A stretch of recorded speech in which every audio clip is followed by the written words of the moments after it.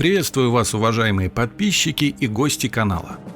Изначально, когда еще только начали появляться понятия воров в законе, обладателем короны мог стать исключительно мужчина. Но в 1956 году это правило немного изменилось. Законником могла стать и женщина, но она являлась только обладателем этого титула. У нее не было права воспитывать себе крестников и участвовать в сходках. В криминальной истории Советского Союза можно выделить две самых известных женщины, которые являлись воровками в законе, и одну легендарную воровку, прославившуюся по всему миру еще до того, как появились законники. О них мы сейчас и поговорим. Когда родилась Аглая Демидова, точно неизвестно. Примерно в 10-20-е годы прошлого века. Где она родилась, в какой семье, все это осталось тайной. Однако совершенно точно, что уже в подростковом возрасте девочка стала воровать. Видимо, все же семья была не очень благополучной. Впервые за решетку Аглая Демидова угодила в подростковом возрасте, после неудачной карманной кражи. Выйдя из колонии, она сделала выбор в пользу продолжения воровской деятельности и постепенно перешла от мелких краж к грабежу квартир и магазинов. К 30 годам она успела еще дважды побывать в тюрьме и попасться в очередной раз, когда по ностальгии решила пошарить по карманам. К несчастью рецидивистки, одной из жертв оказался переодетый сотрудник милиции. Суд приговорил ее к 10 годам колонии строгого режима, куда она этапировалась, уже имея титул воровки в законе. Переступив порог камеры, Аглая тут же заявила о своей власти, что крайне не понравилось прежней главе, проститутке Верке, затаившей на нее обиду. Стоит отметить, что в те времена профессия проститутка считалась весьма привилегированной для женщины в преступном мире, как бы это странно ни звучало. Влюбленная в вора Тимофея по кличке Жиган, Демидова задумала совершить побег, закрутив роман с тюремным врачом Залевским, которого уговорила обнаружить у нее тяжелую форму туберкулеза. Прознавшая про интимное похождение Аглаи Верка тут же настучала об этом факте в администрацию зоны, но там ограничились уничтожением липовой медицинской карты.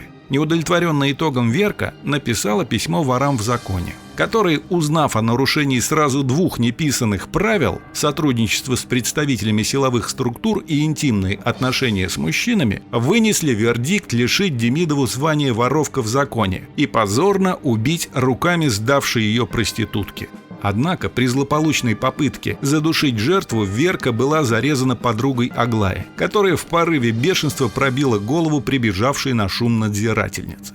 За новое преступление Аглае предстоял суд. Когда ее конвоировали два охранника, то один из них по пути решил развлечься с заключенной и увел ее в лес, где и был убит. Аглая ловко воткнула ему в сонную артерию цыганскую иглу. Демидова оказалась на воле и добралась до Жигана. Она пришла к нему поздно ночью. Он открыл ей дверь, и до утра влюбленные не расставались друг с другом. Но на утро Тимофей объявил Демидовой, что все знает про ее измену. Воровские авторитеты послали ему письмо с рассказом о проделках его суженой. Сначала Аглая пыталась оправдаться. «Я же все это сделала ради тебя». Потом начала умолять. Поняв, что возлюбленный непреклонен, оттолкнула его и бросилась бежать из избушки. В голове проносилась одна мысль – только бы добраться до реки. Тимоша не умеет плавать. Но Жиган быстро выбежал за ней и метнул своей невесте нож в спину. Ее называют «мать всех воров в законе». Заслуги Калины Никифоровой перед воровским миром были столь значимы, что, не имея возможности короновать ее напрямую, криминальное сообщество вынесло решение надеть на нее венец через сына, Виктора Никифорова, вора в законе по кличке Витя Калина. Калина Михайловна родилась 15 июля 1945 года в городе Баку, по национальности еврейка. Девочка из бедной еврейской семьи. Она быстро смекнула, что нищета – это порок, от которого нужно избавляться всеми мыслимыми и немыслимыми способами. В раннем возрасте, выйдя замуж за престарелого ювелира, Калина быстро приобрела статус богатой вдовы с обширными связями и остаток жизни могла купаться в роскоши, если бы не ее авантюрный характер. Устроившись на работу в Березку, она начала проворачивать мелкие спекуляции, постепенно выросшие в хитроумные валютные махинации, но случайно попалась на сбыте краденого, за что удостоилась своего единственного тюремного срока. Покинув стены исправительного заведения, она решила мошенничать только посредством ума, для чего после освобождения согласилась стать тайным осведомителем ОБХСС, став своей как в среде преступников, так и милиционеров. Калине удавалось делать деньги из воздуха. Она консультировала антикваров, форцовщиков и спекулянтов по уголовному праву и одновременно сдавала их знакомым ворам, а потом и стражам порядка. Когда поднялась волна репатриации евреев СССР, к Калине потянулись сородичи с просьбой посодействовать в незаконном вывозе ценностей. Мошенница согласилась помочь, предложив отъезжающим перед вылетом оставить все богатства у нее, чтобы она могла доставить груз в Израиль специальным человеком.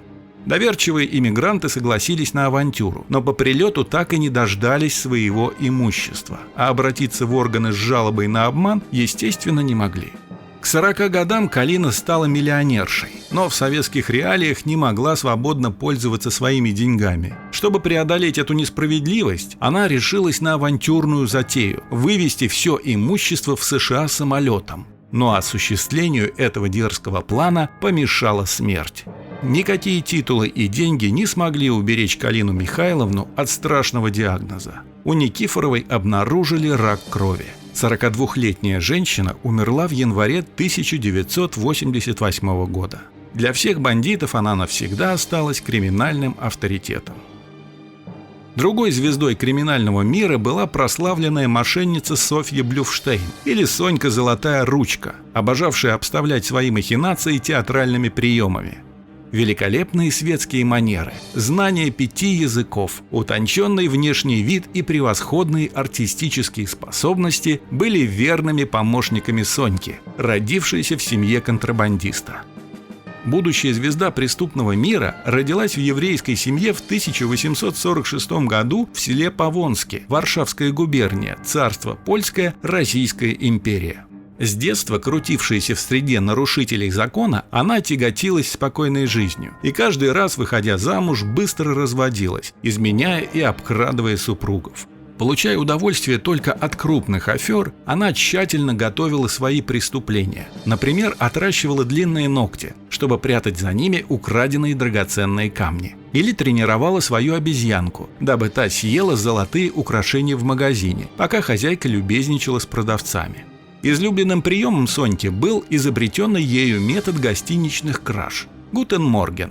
Элегантно одевшись и облачившись в бесшумные войлочные тапочки, рано утром она пробиралась в номера состоятельных постояльцев и обчищала их багаж. Если же гость просыпался, она с невинным личиком заявляла, что ошиблась дверью, а иногда, чтобы загладить вину за причиненные неудобства, предлагала ему свои сексуальные услуги.